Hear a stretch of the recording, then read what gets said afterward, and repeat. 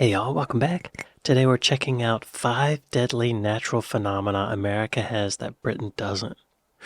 And that's true. In fact, it's true for most countries that aren't called the United States of America, where 90% of all F5 tornadoes ever recorded took place. Really? Wow. Yo, we've got these fires in Los Angeles right now. It's crazy.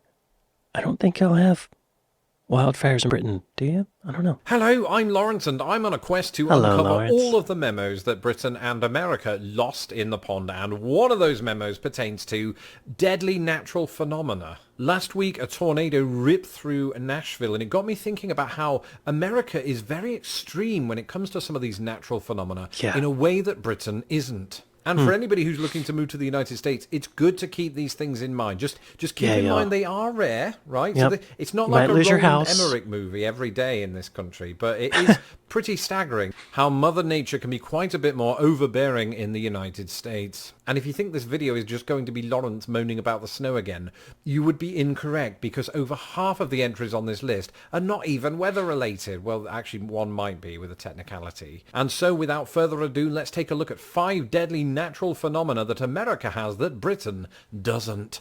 Let me guess. Tornadoes, he already mentioned that. Wildfires, hurricanes, earthquakes, mudslides. Do y'all have mudslides? Bat migration? Yes, earthquakes, and there is a reason that I specified magnitude 7, because Britain has never had one. In fact, the worst it's ever had was a 6.1 magnitude earthquake, and that didn't kill anybody. In Britain, that's sort of par for the course. Deaths as a result of an earthquake are incredibly rare. The only earthquake I remember living through in Britain was one that emanated from the Lincolnshire town of Market Raisin, and as I recall, the extent of the damage that day was a fallen patio set. But magnitude 7 earthquakes or above are not just these sort of fictional events that are reserved for films like the imaginatively titled Earthquake. These have actually happened in American history. In fact, one happened just last year in California. I remember all of these famous people on social media posting pictures and videos of their swimming pools swaying from side to side and dogs looking confused. And it's not really surprising that this happened in California, because California is sort of the capital of America's most deadly earthquakes. Indeed, the nation's most deadly earthquake occurred in 1906 in San Francisco, when a frankly astonishing 3,000 people perished amid a 7.9 magnitude earthquake. Now, since that deadly earthquake in San Francisco, California has, of course, endured some terrible earthquakes in the century that has passed. It's also waiting, of course, for the so-called big one, which, some people think is inevitable. Either way, once you get past all of these quakes and shakes, I am assured that California truly is the golden state. That is, once you've also got past these. I think the strongest earthquake I've been through was a 5.8, maybe, something like that. When I lived in Atlanta, I lived there for almost 20 years, and I think there were maybe 2 earthquakes the whole time, and they weren't very strong. But when I moved to Los Angeles, the first 3 months I lived here, we had 3 earthquakes. Like, one a month. And I thought, I guess that's just the way it is here. But since then, we've only had a couple. So I have a plan. I keep an area under my bed empty for me to crawl under. If there's an earthquake at night, I can crawl under there. I got some bottles of water. So if I get trapped under there, I will be able to drink water. The building I live in was built in 1957, way before the earthquake regulations kicked in 1979. So, I might not make it, but, you roll the dice. We got great food here and the weather's nice, except for the fires. That is, once you've also got past these. We saw it in Australia at the beginning of this year as the bushfires that engulfed that country. We see them, of course, every single year in the United States. Specifically, from a news standpoint, you tend to see them in California. But I've seen at least smoke from wildfires in Utah and Idaho, so it's not just a California issue. That just happens to be where some of the deadlier wildfires occur in the US. Hang on, I gotta look at that map.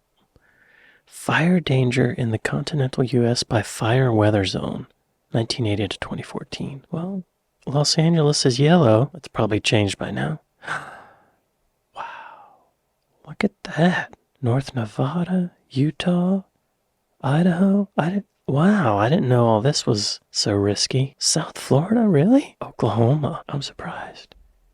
Even northern Georgia. Look at that. That's very surprising. That just happens to be where some of the deadlier wildfires occur in the US, but not the deadliest of all time. That very unwanted record goes not to California or Utah or Idaho, but to Wisconsin. That's right, the Peshtigo fire of 1871 killed upward of 1,500 people, and there's a weird reason that you might not have heard of it. It may have burned through 1.2 million acres and been the deadliest wildfire in US history, but due to a stunning coincidence, it was largely buried in the newspapers of the day, where it was overshadowed by another fire that broke out that day, a fire that history will remember as the Great Chicago Fire. Right. And the Great Chicago Fire also overshadowed the Great Michigan Fire. It's like how John F. Kennedy's death overshadowed that of C.S. Lewis and Aldous Huxley. What are the chances? Well, for decades, really? some theorized that all of the fires were caused by the very same thing, that being debris falling to Earth from a missing comet. But in recent times, scientists have ruined that theory by pointing out that actually to the touch, comet debris is actually cold and would probably extinguish the fire, so it was aliens. Meanwhile, people very rarely die in wildfires in Britain, if at all, though wildfires do indeed exist there. The same cannot be said of our next entry. I wonder if I could find a wildfire map of Britain. Britain wildfire map. Oh. Interesting. So I guess the southeast, east-southeast is more prone to wildfires. Interesting. I wonder why. I wonder why. Active volcanoes. Now we're getting into the kind of phenomena that I've not seen with my own eyes, unless you include 1997's Volcano or 1997's Dante's Peak. What are the chances that two very similar disaster movies would come out in the same year? Let's ask 1998's Armageddon and 1998's Deep Impact. But the truth of the matter is, volcano eruptions in the United States are not just works of fiction. You may recall recently that there was a volcano eruption in Hawaii, and don't get me started on Mount St. Helens. Actually do, because that represents the deadliest eruption in US history. In 1980, Mount St. Helens erupted, killing 57 people. And over the course of the next decade, it would see more and more eruptions. And this isn't surprising, because if you look at a map of the west coast of the United States, or just the west coast of the Americas in general, look at all those active volcanoes. That's where they sit. I blame Pangea for breaking up, because it's enough to put me off moving to the Pacific coast. And if one of those blows, not even Pierce Brosnan can help me. Now, having looked at a map of all of the active volcanoes in the United States, here are all of the active volcanoes in Britain. That's right, there are precisely no active volcanoes in the entirety of Britain. The last volcanic eruption in Britain was 55 million years ago. Active volcano map, USA. What? I thought there were maybe a couple, but it looks like there's a lot. Oh, this looks like the map that he had. Interesting.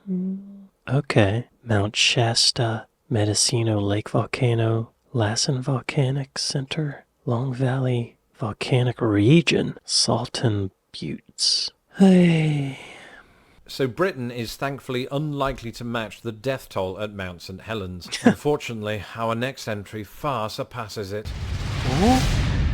So to use language that you're more likely to hear in this, my adoptive country, Category 5 hurricanes are like totally the worst. Literally true, the deadliest natural disaster in American history was the Great Storm of 1900. Striking Galveston, Texas, it is believed to have killed between 6,000 and 12,000 Americans. Wow. But this was a Category 4 storm. The deadliest Category 5 storm was the Okeechobee Storm of 1928, which killed 2,500 Americans and 1,600 others elsewhere. In recent times, you probably remember Hurricane Katrina, which was also a Category 5 storm, and of course led to thousands of fatalities in New Orleans and some of the surrounding areas and states as well. And if you're watching this from Britain, you might be thinking, what? We don't have hurricanes in Britain, and deadly ones at that. Well, the truth is people have died as a result of hurricanes in Britain, just not Category 5 hurricanes. And that's because in Britain there has never been a Category 5 hurricane on record. And that includes the most famous storm in living memory. That would be the Great Storm of 1987, which nonetheless did kill 18 people and 15 million trees.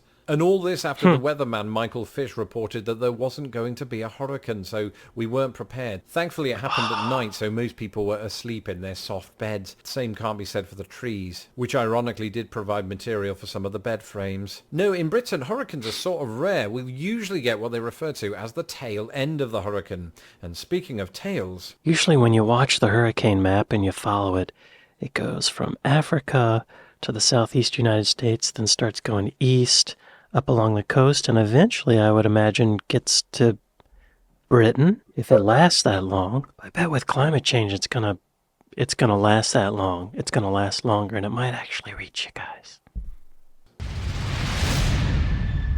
Thankfully, unless you include 1996's Twister, I've never seen a tornado with my own eyes, but if I did, I'd absolutely myself. Yes. At this point in my life, perhaps it's just luck that I haven't seen one, because to say that we don't have them in Britain would be a complete lie. Really? Tornadoes are actually quite numerous in the British Isles, but there's a big difference between the tornadoes that we get in Britain and the tornadoes that we get in the United States of America. Firstly, the UK has not recorded a tornado-related fatality since 1931, and before the 20th century you'd have to go back to 1558 and then 1091. Wow. Historically, around only 12 people have been killed by tornadoes in Britain. And that's because British tornadoes just aren't very powerful. The one that ripped through London in 1091 is believed not only to be the oldest known tornado in British history, but possibly the strongest. They theorised that it might have been a Category 4 tornado, suggesting that anything above that, aka an F5 tornado, has never made landfall in Britain.